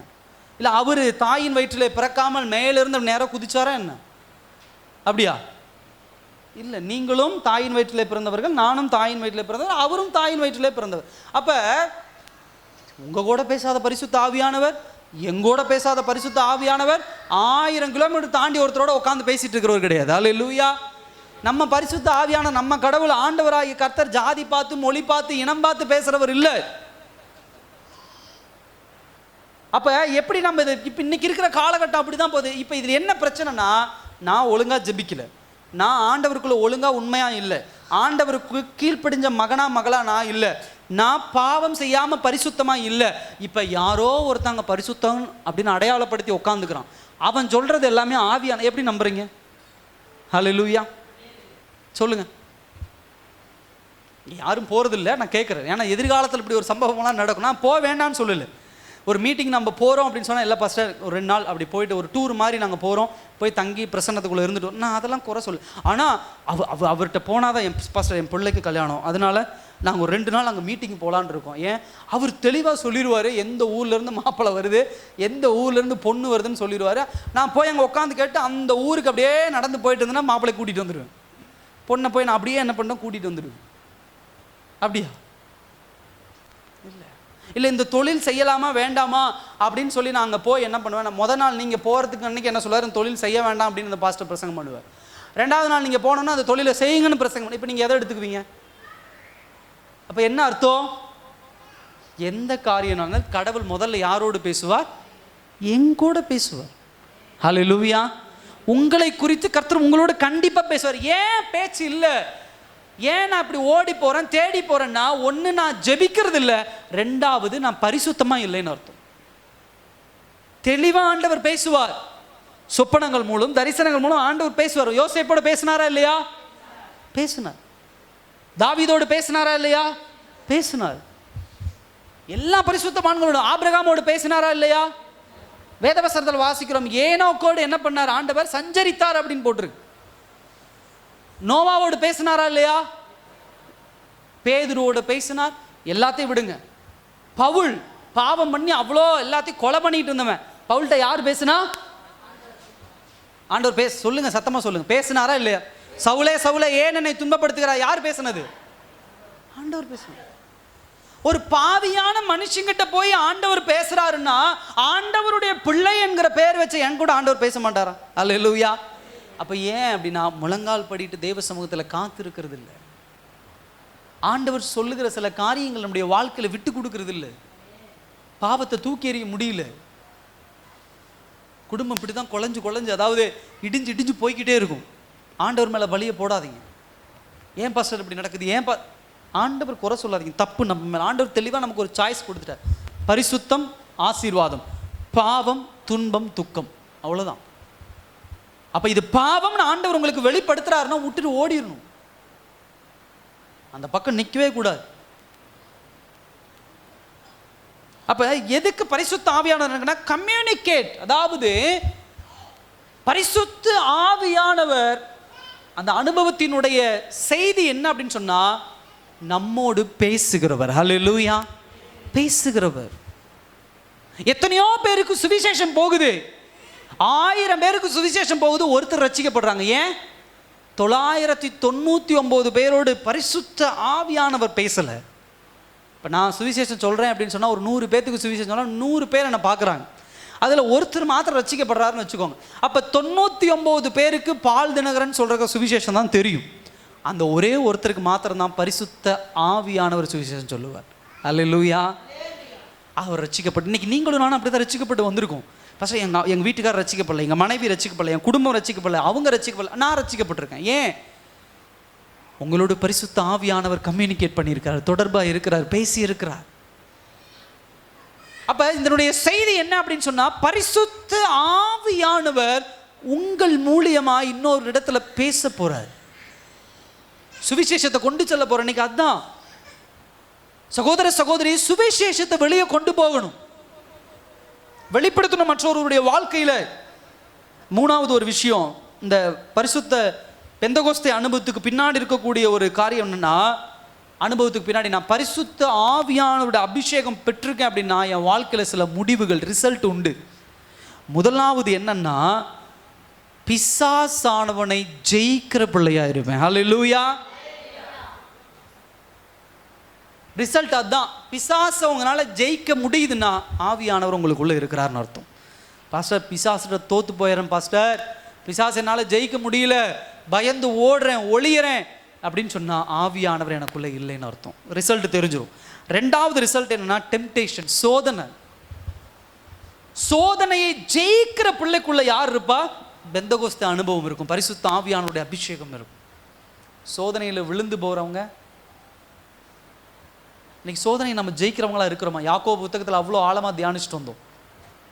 எத்தனை பேர் நம்ம சோதனையை ஜெயிக்கிற பிள்ளைகளாக இருக்கிறோம்? விழுந்து விழுந்து போகிறோம் சோதனையில். சோதனை அப்படின்னா எப்படியாவது உங்களை பாவத்திற்குள்ள தள்ளணும், எப்படியாவது உங்க வழியை மாற்றி விடணும்னு ஏதோ பிளான் போட்டு பிசாசானவன் வரான், விழுந்துடுறோம். பரிசுத்த ஆவியானோட அபிஷேகம் இருந்துச்சு அப்படின்னா டெம்டேஷன், சோதனையில் ஜெயிச்சிருவோம். மூணாவது ரிசல்ட் என்ன தெரியுமா? ஃபெயிலியர், தோல்வியே இருக்காது. அல்லேலூயா. கிறிஸ்தவ வாழ்க்கையில் என்ன கிடையாதுங்க? சத்தமா எல்லாரும் சொல்லுங்க. தோல்வியே கிடையாது. பாஸ்டர் அப்ப நான் தோத்து போறேனே ஏன் அப்படின்னு சொன்னா, கர்த்தர் சொன்ன காரியத்தை நீங்க செய்யல, நான் செய்யல. அல்லேலூயா. கர்த்தர் சொன்ன காரியத்துக்கு வெற்றி தான், தோல்வி கிடையாது. அப்ப நான் தோல்வி அடையிறேன்னு சொன்னா இது கர்த்தர் சொன்ன காரியம் இல்லை, நான் நினைச்ச காரியமா இருக்கலாம், பக்கத்து வீட்டுக்காரங்க சொன்னவங்களா இருக்கலாம், யாரோ ஒருத்தர் சொன்னாங்கன்னு அந்த காரியத்துக்கு பின்னாடி போயிடுறது. அப்படி போறதுனால தான் வாழ்க்கையில் தோல்வி. பரிசுத்த ஆவியானவர் உங்களை கைட் பண்றாரு, உங்களை வழி நடத்துறாருன்னா அங்கே தோல்வி வராது, அதுல ஜெயம்தான். அடுத்த ஒரு காரியம் காம்ப்ரமைஸ் ரிசல்ட். இந்த ரிசல்ட் பரிசுத்த ஆவியானவர் உங்களுக்குள்ள இருக்காருன்னா எதோடும் சமரசம் செய்து கொள்ள மாட்டோம். அல்லேலூயா. சமரசம் இந்த உலகத்துல என்ன பண்ண மாட்டோம். பிசாசு வந்து சொன்னான், ஐயோ பசியா இருக்கிறீங்களே, இந்த கல்லுகளை எல்லாம் என்ன பண்ணீங்க, அப்பமாக்கி சாப்பிடுங்க. நல்லா கவனிங்க, 5 அப்பம் 2 மீனை ஆசீர்வதிச்சு 5000 பேர் போஷிக்க வச்ச தேவன், அந்த பசியில் அவர் என்ன பண்ணிருக்கலாம், அந்த கல்லை அப்பமாக்கி அவர் சாப்பிட்டுருக்கலாம். இப்ப பிசாசானவன் வந்து சொல்றான், நீ கல்லை அப்பமாக்கி சாப்பிடுங்கன்னு. ஆண்டவர் நான் சாப்பிட மாட்டேங்கிற. ஏன்? கல்லை அப்பமா மாத்துவது சரியா தப்பா? யோசிங்க, சரியா தப்பா? சத்தமா? தவறு. அவங்க அந்த அம்மா டக்குன்னு சொல்லிட்டாங்க தவறு. ஏலம் சொல்ற மாதிரி தான் தவறு. ஒருத்தருங்க அவங்க தான் தைரியமா சொல்லுவேன். வேற, கல்லை அப்பமாக மாற்றுவது சரியா தப்பா? ஏன் ஆண்டவருடைய சித்தம் இல்லை? அதாவது கல்லை அப்பமாக மாற்றுவது சரி, ஆனா பிசாசு சொன்னதுக்கு அப்புறம் அது என்ன கிடையாது, சரி கிடையாது. அல்லேலூயா. ஆண்டவரா எந்திரிச்சு கல்லை அப்பமா மாத்தி சாப்பிட்டுருந்தாருன்னா அதுல தப்பு கிடையாது. ஆனா பிசாசு வந்து சொல்லும் பொழுது அங்க கவனமா என்ன பண்ணணும், இருக்கணும். அல்லேலூயா. ஒரு காரியம் நல்ல காரியம் தான் பாஸ்டர், ஐயோ நல்ல காரியம் தான், தப்பான காரியம் கிடையாது. ஆனா அந்த காரியத்தை யார் கொண்டு வரா? அல்லேலூயா. அது முக்கியம், அது ரொம்ப முக்கியம், அது ரொம்ப முக்கியம். அழகா வரணும். ஐயோ உங்கள் வீட்டில் கிறிஸ்தவ மாப்பிள்ளை இருக்கிறாரா, நம்மகிட்ட ஒரு பொண்ணு இருக்கு, பொண்ணு வந்து ஆண்டவரை ஏற்றுக்கொள்ளலை, நம்ம என்ன பண்ணுவோம், கொண்டு வந்து ஞானஸ்தானம் கொடுத்து என்ன பண்ணிடுவோம், உள்ளே உட்கார வச்சு கல்யாணம் பண்ணி வச்சுருவோம்.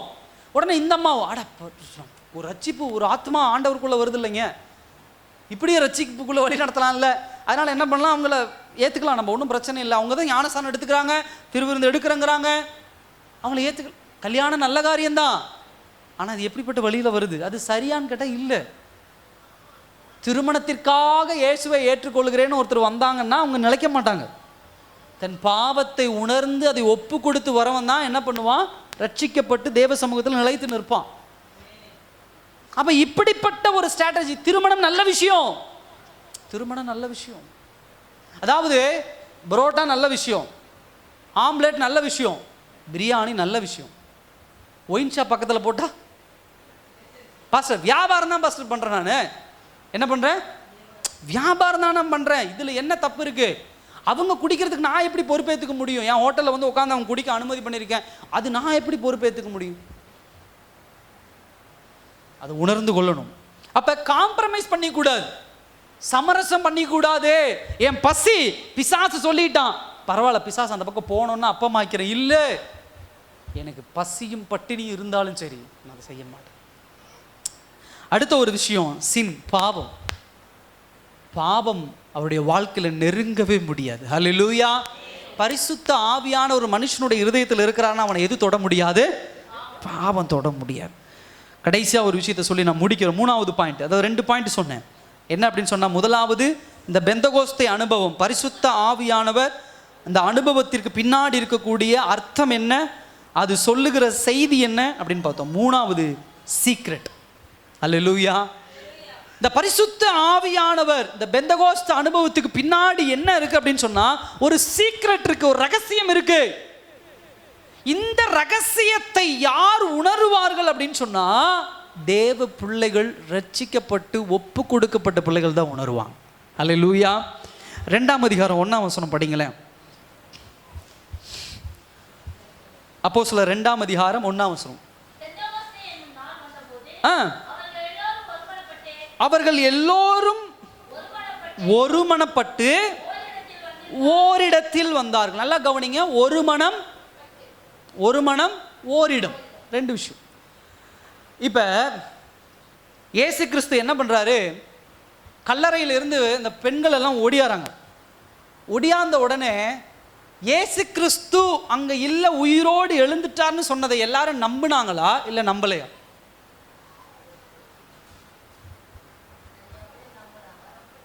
என்ன பண்ணாங்க? எல்லாருமே நம்பினாங்க. நம்பல ஒரு இதா சொல்லிக்கலாம் அப்படின்ட்டு இல்லை, தெளிவா சொல்லுங்க. நம்பல. என்ன பண்ணல? யாருமே நம்பல. நம்பி இருந்தா அங்கேயே முழங்கால் படிட்டு, ஆண்டவரே நீ உயிர் தெளிந்தீரா அப்படின்னு குடுன்னு பேதுரு யோவான கல்லறைக்கு ஓடுறாங்க. ஏன்? அங்க இருக்கிறாரா இல்லையா, அவங்க சொன்னது உண்மையா பொய்யான்னு பார்க்க போறான். சில பேர் என்ன பண்ணிட்டான், ஆட போடான்னு திரும்பி படுத்துட்டான். அப்ப அங்க என்ன கிடையாது? ஒரு மனம் கிடையாது. ஒரு மனம் அப்படின்னு சொன்னா சொல்றதை ஏற்றுக்கொள்ளுகிற மனப்பாங்கு எங்க கிடையாது?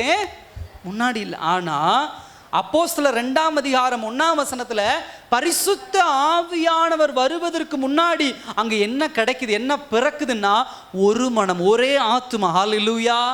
ஒரு குடும்பத்துல கணவன் மனைவிக்குள்ள ஒரு மனம் இருந்தாதான் அங்க யார் இருப்பா? பரிசுத்த ஆவியானவர் இருப்பார். பிள்ளைகளுக்குள்ள ஒரு மனம் இருந்தாதான் ஆவியானவர். தொழில் செய்யற இடத்துல ஒரு மனம் இருந்தாதான் ஆவியானவர். சபையில ஒரு மனம் இருந்தாதான் ஆவியானவர். ஒரு தனி ஆணுக்குள்ள ஆவியானவர் இருக்கலாம், தனி பெண்ணுக்குள்ள ஆவியானவர் இருக்கலாம், ஆனா குடும்பத்துக்குள்ள ஆவியானவர் இருக்கிறாரா? ஹல்லேலூயா. அது கேள்வி. பிள்ளைகளுக்குள்ள ஆவியானவர் இருக்கிறாரா? குடும்பத்துக்குள்ள ஆவியானவர், பரிசுத்த ஆவியானவர். எனக்குள்ள ஆவியானவர் இருக்கிறாரா? என் கணவருக்குள்ள ஆவியானவர் இருக்காரா? என் மனைவிக்குள்ள ஆவியானவர் இருக்கிறாரா? அப்ப என் குடும்பத்தில் ஆவியானவர் இல்லைன்னா என்ன அர்த்தம்? யாரோ ஒரு இடத்துல அங்க யார் கிடையாது? ஆவியானவர் இல்லை. அப்ப யாரோ ஒரு இடத்துல ஆவியானவர் இல்லைன்னா அங்க யாரோ ஒருவர் எதுக்குள்ள இருக்கிறாங்க? பாவத்துக்குள்ள இருக்கிறாங்க. ஹல்லேலூயா. யாரோ ஒருத்தர் சின்னக்குள்ள இருக்காங்க. அப்ப ஃபர்ஸ்ட் பாயிண்ட் என்னன்னா, ரகசியம் என்ன அப்படின்னா, நோக்கம் எப்பொழுதும் எப்படிப்பட்டதாக இருக்கும் அப்படின்னு சொன்னா, ஒரே நோக்கமாக இருக்கும், ஒரு மனம் இருக்கும். ஹல்லேலூயா. ஒரு மனம். சீக்ரெட் இதுதான். உலக பிரகாரமான குடும்பத்துக்கும் தேவ பிள்ளைகளுடைய குடும்பத்துக்கும் உண்டான வித்தியாசம் தான். அந்த குடும்பத்தில் ஒரு நோக்கம் இருக்காது. இந்த குடும்பத்தில் என்ன இருக்கும்? ஒரு பர்பஸ் இருக்கும். கணவன் மனைவிக்குள்ள ஒரு நோக்கம் இருக்கும். அதை யாரும் பிரிக்க முடியாது. அதான் ஆண்டவர் தெளிவா சொல்றார். ஒரு நோக்கம் என்ன பண்ணும் இருக்கும். சிங்கிள் மைண்டு, ஒரே சிந்தனை. ஏன் அப்படின்னு சொன்னா, நான் தனியா எனக்கு ஒரு சிந்தனை இருக்கும், என் குடும்பத்தில் இன்னொருவருக்கு இன்னொரு சிந்தனை இருக்கும். இப்போ என் சிந்தனை வேற, என் கூட இருக்கிறவங்களுக்கு இன்னொரு சிந்தனை. இப்போ இது ரெண்டும் ஒரே சிந்தனையா எப்படி மாறும்? உங்க கணவருக்குள்ள ஒரு சிந்தனை, காலையில மட்டன் வாங்கணும். மனைவிக்குள்ள ஒரு சிந்தனை, இல்லை சிக்கன் தான் வாங்கணும் அப்படின்னு சொல்லி. இப்போ 2 பேருமே இழுத்துட்டு இருக்காங்க. இல்லை மட்டன் தான் வாங்கணும், சிக்கன் தான் வாங்கணும், மட்டன் தான் வாங்கணும், சிக்கன் தான் வாங்கணும். இப்போ இது எப்படி ஒரே சிந்தனையா மாறும்? அப்ப நடுவில் ஒரு ஆள் எந்திரிப்பான். யாருன்னா அவங்க பிள்ளை. அவங்க பிள்ளை எந்திரிச்சு, எது வேண்டாம் அது வேண்டாம், எனக்கு இதுதான் வேணும். சரிங்க, பிள்ளை சொல்லிட்டான், என்ன பண்ணிடுவோம்? என் மைண்டில் இருக்கு, ஆனால் பிள்ளை சொல்லிட்டா நம்ம சமரசமாக என்ன பண்ணிடுவோம்? போயிடும். பரிசுத்த ஆவியானவர் அப்படிதான். எனக்குன்னு சில எண்ணங்கள் இருக்கும், என் குடும்பத்தில் இருக்கிற இன்னொருவருக்குன்னு ஒரு சில எண்ணங்கள் இருக்கும். ஆனால் ஆவியானவர் எனக்குள்ள வரும் பொழுது அதையும் தூக்கி போட்டுட்டு இதையும் தூக்கி போட்டுட்டு அவருடைய சிந்தனை வந்துடும். ஹல்லேலூயா. அதுதான் ஒரு மனம். அப்படிப்பட்ட சிந்தனை நமக்குள்ள என்ன பண்ணும்? வர ஆரம்பிக்கும். சகோதர சகோதரியே, பரிசுத்த ஆவியானவரால் கிடைக்கக்கூடிய அந்த ஞானஸ்தான பரிசுத்த அபிஷேகம் என்பது என்னுடைய இருதயத்தை அவருடைய வீடா மாத்துறாரு. ஆனால் பரிசுத்த ஆவியானவரால் நிரப்பப்படுவது என்பது அவர் என்னுடைய வீட்டில் தலைவராக மாறுறாரு. ஹல்லேலூயா. நல்லா கவனிங்க. இன்னும் என் மேலே பரிசுத்த அபிஷேகம், அந்த ஞானஸ்தானம், பரிசுத்த ஆவியானுடைய ஞானஸ்தானம் அப்படிங்கிறோம். அந்த ஞானஸ்தானம் என்பது அவர் என் வீடை என்ன பண்ணிக்கிறார், அவர் எடுத்துக்கிறார். ஆனால் எனக்குள்ள அவர் நிரப்பப்படும் பொழுது அவர் அதில் தலைவராக என்ன பண்ணுறாரு, மாறுறார். ஃபஸ்ட்டு என்னன்னா நோக்கம், சீக்ரெட் அதுதான். ரெண்டாவது என்ன அப்படின்னா, உங்களுடைய ஆவி தயாராக இருக்கும். அல்லேலூயா. சத்தமாக சொல்லுங்க. ஆவி எதுக்கு எதுக்கு தயாராக இருக்கும்? எதுக்கு தயாராக இருக்கும்? சனிக்கிழமை உபவாச ஜெபம் அப்படின்னு சொன்ன உடனே ஒட்டியாந்துருவாங்க. அப்படியே வேலைக்கு போகிறவங்கள விட்டுருங்க. நிறைய பேர் வேலைக்கு போகிறதில்ல, காலேஜ் போகிறதில்ல, மற்றபடி எங்கேயும் போகிறதில்ல, வீட்டில் தான் இருக்கும். ஆனால் ஜெபத்துக்கு வர்றது கிடையாது. அதுக்கு காரணம், பல காரணம் சொல்லுவோம். அதனால தான் என்னால் அதுக்கு அடுத்து ஒரு 40 நாள் உபவாச ஜபமோ, ஒரு வாரம் உபவாச ஜபம், ஒரு ஸ்பெஷல் மீட்டிங், நான் என் குடும்பம் மீறி போனால் ஒரு 2 பேர் 4 பேர் உட்காந்துக்கு நாங்கள் என்ன பண்ணோம், ஒரு ஸ்பெஷல் பாஸ்டரை கூட்டிகிட்டு வந்து நிறுத்தினேன்னா நாங்கள் 4 பேர் உட்காந்து, அதை நான் வீட்லேயே உட்காந்து என்ன பண்ணிப்பேன், கேட்டுப்பேன். ஞாயிற்றுக்கிழமை ஆராதனைக்கே பிடிச்சி தள்ளுதல்னு தள்ளிக்கிட்டு இருக்கும். ஏன் வரல, ஏன் வரல, ஏன் வரல, ஏன் வரல. இன்னும் கொஞ்ச நாள் போய் ஒருவேளை சபை வளர்ச்சி அடைஞ்சிருச்சு அப்படின்னு சொன்னால் எனக்கு அந்த அந்த நிறைய பேர் என்னால் பார்க்கும் பொழுது வரலன்னா அவ்வளோதான், முடிஞ்சுது. எத்தனை பேர் பின்மாற்றத்துக்குள்ளே போவாங்கன்னு தெரியல, இருக்கிற கூட்டம். ஆனால் நல்லா கவனிச்சுங்க, வர கூட்டம் வந்துக்கிட்டே இருக்கும். ஹல்லேலூயா. அந்த தேவன் மேலே பற்றுதலாக இருக்கிறவங்க என்ன ஆனாலும் ஆண்டவருக்கு ஒடியாந்துருவாங்க, என்ன ஆனாலும் ஒடியாந்துருவாங்க. நான் தான் சொன்னேன், இந்த உலகத்துலேயும் இப்படிப்பட்ட ஆள், கணவர் இறந்து வீட்டில் விட்டுட்டு அந்த அம்மா வந்து ஆராதனை நடத்திட்டு இருக்கிறாங்க. ஹல்லேலூயா. அந்த அம்மா இந்த உலகத்தில் இருக்கிறாங்க. நம்ம என்ன சொல்கிறோம், ஏதோ காரணம் சொல்லிட்டு சர்ச்சுக்கு வரதில்லை. வெயில் அதிகமாக இருக்குது பாஸ்டர், எப்படி வர்றது, அது பாஸ்டர், இது பாஸ்டர், இந்த பிரச்சனை. புருஷன் செத்து போகிறத விட ஒரு காரணம் உண்டா? நம்மளாம் சொல்லுவோமா, வீட்டுக்காரர் செத்து போயிட்டாரு அதனால் இன்னைக்கு அப்படிலாம் இல்லை. அந்த அம்மா வீட்டில் போட்டுட்டு அவரை வீட்டில் வச்சுட்டு சொந்தக்காரெல்லாம் ரசிக்கப்படாதவங்களாம் வந்து நிற்கிறான், இல்லை நான் சர்ச்சுக்கு போகணும், கிளம்பி போயிட்டான். எப்படி நாம் நியாயம் தீர்க்கப்படுவோம்? அப்போ ப்ரிப்பேர்னஸ், ஆவி தயாராக இருக்கும். எதுக்கு அப்படின்னா, ஜெபம், வேதவசன வாசிப்பு, ஆலயத்துக்கு செல்றதில்ல. ஒரு கிறிஸ்தவ வாழ்க்கைக்கு ஆவி தயாராக இருக்கும்.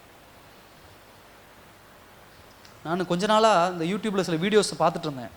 அதில் ரொம்ப என்னை டச் பண்ண விஷயம், நம்ம வாலிப பிள்ளைகளெல்லாம் நம்ம ரொம்ப அசால்ட்டாக கிறிஸ்தவ, அதை தேவனுக்குள்ளே நம்ம ரொம்ப அசால்ட்டாக வளர்த்துறோம்.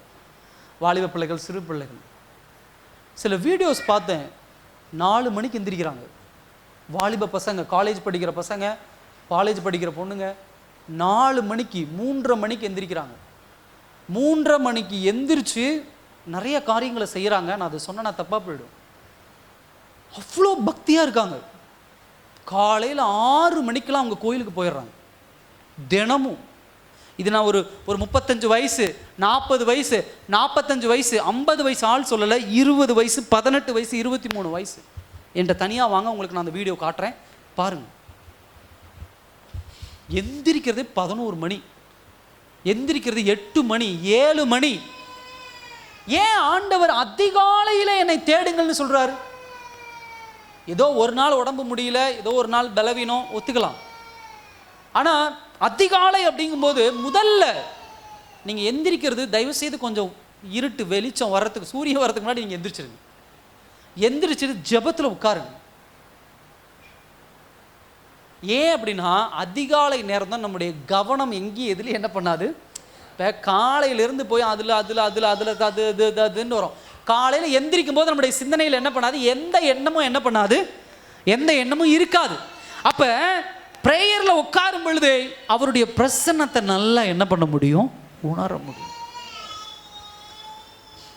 அதனால தான் சங்கீதக்காரன் சொல்ல, அதிகாலமே உம்மை தேடுகிறேன். ஒரு ராஜா, அவனுக்கு இல்லாத வேலையா, அவனுக்கு இல்லாத அலுப்பா, அவனுக்கு இல்லாத கஷ்டமா?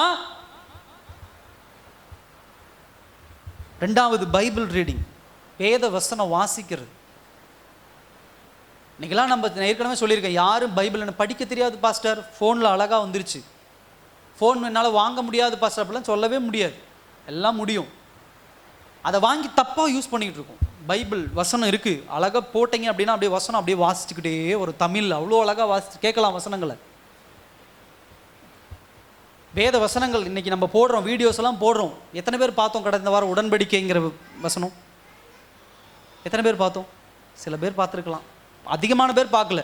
உலக பிரகாரமான தத்துவங்கள், உலக பிரகாரம் படம், நாடகம், பாட்டு இதெல்லாம் பார்க்க அப்படியே இன்ட்ரெஸ்டாக இருக்கும். ஆனால் வேத வசனத்தின் மீது என்ன பண்ணாது? ஆர்வம் வராது, டிசையர் வராது. ஏன் அப்படின்னா ஆவியானவருடைய அனுபவம் இல்லாமல் இருக்கும். ஏன்னா ஆவியானவர் உங்ககிட்ட பேசுகிறதே அந்த வேத வசனம் தான். அதையே நீங்கள் கேட்கல அப்படின்னு சொன்னால் எப்படி அந்த அனுபவம் இருக்கும்? அனுபவம் இருக்காது. கடைசியாக ஒரு காரியத்தை சொல்லி நான் முடிக்க விரும்புகிறேன். இந்த சீக்ரெட்டுங்கிற விஷயத்தில் வாழ்க்கையினுடைய வில்லிங்னஸ் அப்படின்னு சொன்னால் தயார். உங்கள் வாழ்க்கையில் எதுக்கு தயாராக இருப்பீங்க அப்படின்னா, முதல் காரியம், ரெண்டாவது எண்ணம் இல்லாமல் தேவனுக்கு ஒப்பு கொடுக்கிற ஒரு பிள்ளையா இருப்போம். அல்லேலூயா. பரிசுத்த ஆவியானவர் உங்களுக்குள்ள நிரப்பி இருக்கிறாருன்னா எதுலேயும் செகண்ட் தாட் என்ன பண்ணாது, ரெண்டாவது எண்ணம் வராது. ஒரு ட்ரெஸ் எடுக்க போகிறோம் அப்படின்னா இந்த ட்ரெஸ் இல்லை இந்த ட்ரெஸ் எடுக்கலாம்.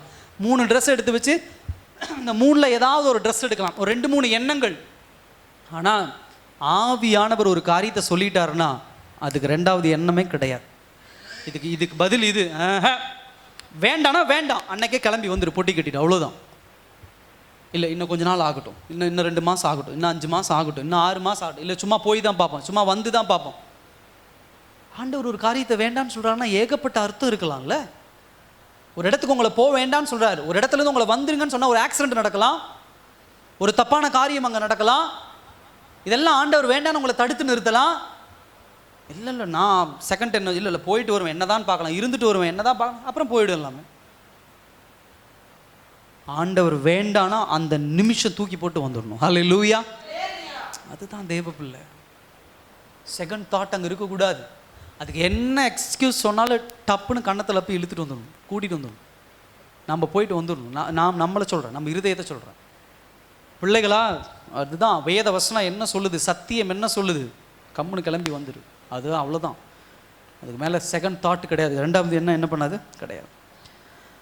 ரெண்டாவது இந்த வில்லிங்னஸ். வாழ்க்கையில் அதுக்கு அடுத்தது எதுக்கு தயாராக இருப்போம் அப்படின்னு சொன்னால் இயேசுவை பற்றி அறிகிற அறிவு. அல்லேலூயா.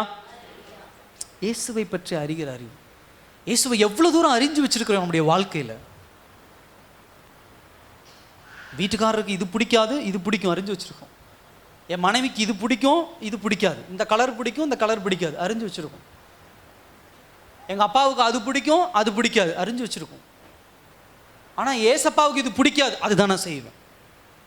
அல்லேலூயா. சொல்கிறோமா? எங்கள் வீட்டுக்காருக்கு இது பிடிக்காதுங்க, செஞ்சனா வீட்டில் பெரிய சண்டையாகிடும், தூக்கி எரிஞ்செல்லாம் பொட்டச்செல்லாம் இதாகிடும், அதனால் நான் அதை பண்ணவே மாட்டேங்க சொல்கிறோம். என் மனைவிக்கு இது பிடிக்காது, அந்த காரியத்தை நான் பண்ணவே மாட்டோம் சொல்கிறோம். எங்கள் அப்பா அம்மாவுக்கு பிடிக்காது, அந்த காரியத்தை பண்ணுவேன். ஆனால் ஏசப்பாவுக்கு பிடிக்காது பிடிக்காது பிடிக்காதுன்னு கத்தி சொன்னாலும் இல்லை, நான் அதை செஞ்சுட்டு வந்துடுறேன். ஹல்லேலூயா. உங்களுடைய வில்லிங்னஸ் எதுக்கு தயாராக இருக்கிறீங்க? இயேசுவை பற்றி அறிகிற அறிவு. என் தேவனுக்கு இது பிடிக்கும், என் ஆண்டவருக்கு இது பிடிக்காது, என் கர்த்தருக்கு இது விருப்பமானது, என் கர்த்தருக்கு இது விருப்பம் இல்லாது, இது வேண்டாம். இந்த பலன் எங்கிருந்து வரும்? பரிசுத்த ஆவியானவரிடத்திலிருந்து என்ன பண்ணும்? வரும். அடுத்தது கடைசியா, தேவ ஐக்கியத்திலும் ஆராதனையிலும் ஆர்வமுள்ள பிள்ளைகளாக என்ன பண்ணுவாங்க? இதெல்லாம் சீக்ரெட். சீக்ரெட் அப்படின்னு சொன்னால் இதெல்லாம் ரகசியம். நீங்கள் பரிசுத்த ஆவியானுடைய அபிஷேகம் பெற்றிருக்கிறீங்க, பெந்தகோஸ்து அனுபவத்துக்குள்ளே போகிறீங்கன்னா இதெல்லாம் உங்களுக்குள்ளே இருக்கான்னு சீக்ரெட்டாக இந்த விஷயங்கள் உங்களுடைய. இப்போ நான் முன்னாடி நிற்கிறவன் என்னை பார்த்து நீங்கள் சொல்லலாம், நான் 5 மணிக்கு எந்திரிங்க, 5 மணிக்கு எந்திரிங்க, 5 மணிக்கு எந்திரிங்கன்னு உங்களை சொல்கிறேன். ஆனால் நான் எத்தனை மணிக்கு எந்திரிக்கணும்னு உங்களுக்கு தெரியுமா? அது என்னுடைய ரகசியம். அது என்னுடைய ரகசியம். நான் 5 மணிக்கு எந்திரிக்கணும். ஒருவேளை என் குடும்பத்துக்கு தெரியலாம், அவங்களும் தூங்கிட்டு இருந்தாங்கன்னா அவங்களுக்கும் தெரியாது நான் எத்தனை மணிக்கு எந்திரிக்கிறேன்னு சொல்லி. அப்போ நான் எந்திரிக்கிறது, நான் பைபிள் படிக்கிறது யாருக்கு மட்டும்தான் தெரியும்? அவருக்கு மட்டும்தான் தெரியும். இந்த ரகசியம் தேவனுக்கு கீழ்ப்படியது. உங்கள் வீட்டில் வந்து சொல்கிறாங்க, உங்கள் சொந்தக்காரங்க வந்து சொல்கிறாங்க, இல்லை இந்த காரியத்தை இப்படி தான் பண்ணணும் அப்படிங்கிறாங்க. இல்லை நான் அது பண்ண மாட்டேன், நான் அப்படி பண்ண முடியாது, இது என் தேவனுக்கு பிடிக்காத ஒரு விஷயம், இதை நான் ஒத்துக்க மாட்டேன். இது என்னுடைய ரகசியம். அல்லேலூயா. ஏன்னா எனக்கு தெரியும் கர்த்தர் சொன்ன காரியத்தை மீறி பண்ணனா என் குடும்பத்துக்கு சாபம் ஆகிடும் அப்படிங்கிறது தெரியும். கர்த்தர் என் வீட்டுக்கு விரோதமாக மாறிடுவார் தெரியும். என் குடும்பத்தில் சண்டை வந்துடும், என் குடும்பத்தில் பிரச்சனை வந்துடும் தெரியும். இது என்னுடைய ரகசியம். அல்லேலூயா. நான் பாதுகாத்து கொள்ளுகிற ரகசியம் இது. பரிசுத்த ஆவியானவர் தான் இதை நமக்கு பலன் கொடுக்கிறவர். எல்லாம் இருக்கிற இடத்துல எழுந்து நிற்கலாமா அந்த காலை வேளையில்? எல்லாரும் எல்லாரும் எல்லாரும் எல்லாரும்